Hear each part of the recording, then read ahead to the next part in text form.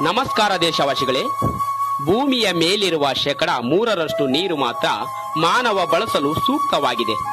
ಅಪ್ಪ, ಅಮ್ಮ, ಅಜ್ಜಿ, ತಾತನವರ ಕಾಲದಲ್ಲಿ ನೀರಿನ ಶೆಲೆಗಳು ತುಂಬಿ ತುಳುಕುತ್ತಿದ್ದವು, ಚಿಲುಮೆಗಳು ಚಿಮ್ಮುತ್ತಿದ್ದವು. ಆದರೆ ಇಂದು ಮಾನವನ ಸ್ವಾರ್ಥತೆಯ ಕೊಲೆಗಡುಕ ಯತ್ನದಿಂದ ಅವುಗಳು ಕಣ್ಮರೆಯಾಗುತ್ತಿವೆ. ಮುಂದೊಂದು ದಿನ 3ನೇ ಜಾಗತಿಕ ಯುದ್ಧ ನಡೆಯುವುದು ಈ ನೀರಿಗಾಗಿ ಎಂಬ ಕವಿವಾಣಿಯು ಹಿತವಾಗಬಹುದು. ಹನಿ ಹನಿ ನೀರನ್ನು ಉಳಿಸುವ ಪ್ರಯತ್ನ ಮಾಡಿ ನವ ಪೀಳಿಗೆಗಳಿಗೆ ಮಾದರಿಯಾಗುವ ಘನಧೇಯವನ್ನು ನಮ್ಮ ಶಾಲೆಯ ಮಕ್ಕಳು ನಾಟಕದ ಮೂಲಕ ಪ್ರಸ್ತುತಪಡಿಸುತ್ತಿದ್ದಾರೆ.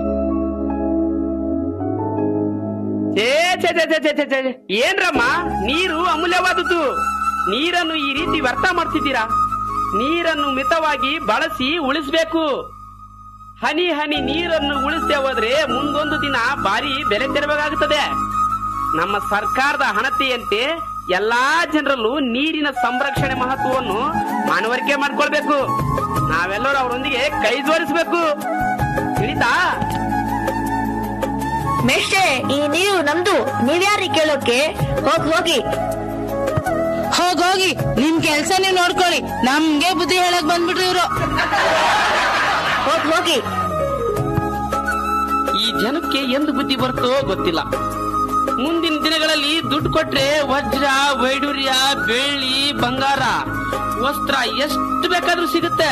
ಆದ್ರೆ ಒಂದ್ ಹನಿ ನೀರ್ ಕೂಡ ಸಿಗಲ್ಲ. ನಾನಂತ ಈ ನೀರನ್ನು ವ್ಯರ್ಥ ಮಾಡಲ್ಲಪ್ಪ, ವ್ಯರ್ಥ ಮಾಡಲ್ಲ. ಅಯ್ಯೋ ಸಾವ್ಕಾರ್ರೆ, ಸೋಮಣ್ಣ, ಭೀಮಣ್ಣವ್ರೆ, ಏನಾಗಿದೆ ನಿಮ್ಗೆಲ್ಲ? ಇಷ್ಟೊಂದು ನೀರ್ ವ್ಯರ್ಥ ಮಾಡ್ತಿದ್ದೀರಲ್ಲ. ಈ ಮೇಸ್ತ್ರೆ, ಈ ನೀರು ನಮ್ದು, ನಮ್ಮಿಷ್ಟ. ಅದನ್ನ ಕೇಳಕ್ ನೀವ್ಯಾರ್ರಿ? ಹೋಗಿ ನಿಮ್ ಕೆಲ್ಸ ನೀವ್ ನೋಡ್ಕೊಳ್ಳಿ. ನಮ್ಗೆ ಉಪದೇಶ ಕೊಡಕ್ ಬಂದ್ಬಿಟ್ರು. ನಿಮ್ಮಂತವ್ರು ನಾನು ಎಷ್ಟು ಜನ ನೋಡಿಲ್ಲ ನಾನು. ಹಾ, ನಿಮ್ ನೀರು, ಈ ನೀರು ಎಲ್ಲಿಂದ ಬರ್ತಾ ಇದೆ? ಸಾವಿರಾರು ಅಡಿಯಿಂದ ಕೊಳವೆ ಬಾಯಿ ಕೊರೆಸಿ ಅಲ್ಲಿಂದ ನೀರು ತೆಗಿತಾ ಇದ್ದೀವಿ. ಓಹೋ, ಸಾವಿರಾರು ಅಡಿಯಿಂದ ನೀರು ತೆಗಿತಾ ಇದ್ದೀರಾ? ಈ ನೀರ್ ಮುಗಿದ್ಮೇಲೆ ಏನ್ ಮಾಡ್ತೀರಿ ಸಾವ್ಕಾರ್ರೆ? ಹೌದಲ್ವಾ, ನಾವೆಂತ ತಪ್ಪು ಮಾಡ್ತಾ ಇದ್ದೀವಿ. ಕೆಲವು ವರ್ಷಗಳ ನಂತರ ಊರಿನ ಶೆಲೆಗಳು ಬತ್ತಿ ಹೋದವು.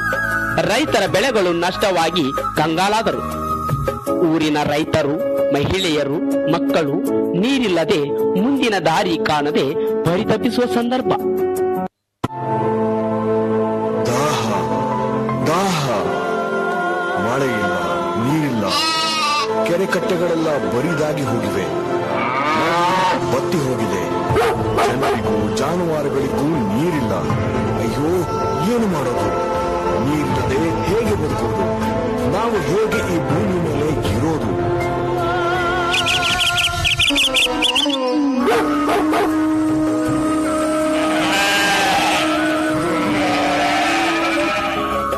ಓಹೋ, ಏನ್ರಣ್ಣ ಸಾವ್ಕಾರ್ಯ, ಯಾಕೇನಾಯ್ತು?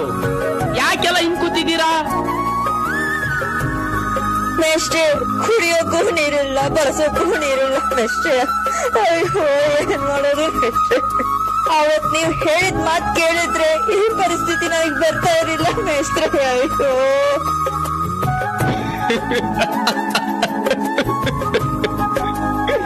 ಇನ್ನೇನ್ ಹೇಳಿ ಸ್ವಾಮಿ, ಇನ್ನ ಒಂದು ತಿಂಗಳು ಆಗಿಲ್ಲ ಬೋರ್ವೆಲ್ ಹಾಕಿ.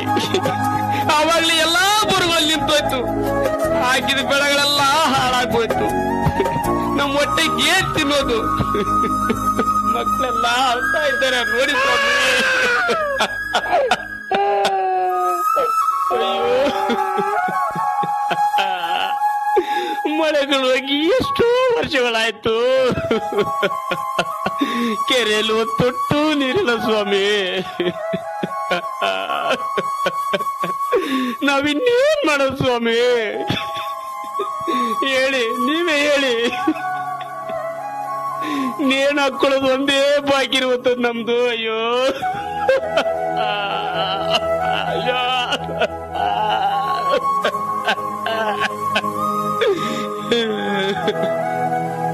ಹೋ ಹಾಗ, ನಮ್ಮ ಹತ್ತಿರ ಒಂದು ಪರಿಹಾರ ಇದೆ, ಬನ್ನಿ ನೋಡ್ರಿ. ಭೀಮಣ್ಣ, ಲಿಂಗಣ್ಣ, ಆಶಾ, ಶಾರದವ್ರೆ, ಎಲ್ರೂ ನೋಡಿ, ಮನೆ ಮೇಲೆ ಬಿದ್ದಂತಹ ಮಳೆ ನೀರನ್ನು ಒಂದು ಹನಿಯೂ ವ್ಯರ್ಥವಾಗೋದಕ್ಕೆ ಬಿಡ್ತಾ ಇಲ್ಲ. ಮಳೆ ನೀರನ್ನು ತೊಟ್ಟಿಯಲ್ಲಿ ಸಂಗ್ರಹ ಮಾಡಿ ಈ ರೀತಿ ಬಳಸ್ತಾ ಇದ್ದೇವೆ. ಎಲ್ರಿಗೂ ಒಂದ್ ಮಾತಾಡ್ತೀನಿ ಕೇಳಿ. ಹರಿವ ನೀರನ್ನು ನಡೆಸು, ನಡೆವ ನೀರನ್ನು ನಿಲ್ಲಿಸು, ನಿಂತ ನೀರನ್ನು ಹಿಂಗಿಸು ಅನ್ನುವಂತೆ ನಮ್ಮ ಜಮೀನಿನಲ್ಲಿ ಹರಿಯುವ ಮಳೆ ನೀರನ್ನು ಹಿಂಗುಗುಂಡಿ ನಿರ್ಮಿಸಿ ಭೂಮಿಯಲ್ಲಿ ಹಿಂಗುವಂತೆ ಮಾಡಿದ್ದೇವೆ. ಹಾಗೆಯೇ ಬೋರ್ವೆಲ್ ರೀಚಾರ್ಜ್ ಫಿಟ್ ಮಾಡಿ ಅಲ್ಲಿಯೂ ಸಹ ನೀರನ್ನು ಸಂಗ್ರಹಿಸುತ್ತಿದ್ದೇವೆ. ಈ ರೀತಿ ಮಾಡುವುದರಿಂದ ನೀರಿನ ಅಲೆಗಳು ಬತ್ತಿ ಹೋಗದೆ ಅಂತರ್ಜಲ ಮಟ್ಟ ಹೆಚ್ಚುತ್ತದೆ. ಈ ವಿಧಾನಗಳನ್ನು ನೀವು ಅಳವಡಿಸಿಕೊಳ್ಳಿ. ಘನ ಸರ್ಕಾರವು ನಮ್ಮ ರೈತರಿಗೆ ಮಾರ್ಗದರ್ಶನ ನೀಡುವುದರ ಜೊತೆಗೆ ಆರ್ಥಿಕ ಸಹಾಯವನ್ನು ಮಾಡುತ್ತದೆ.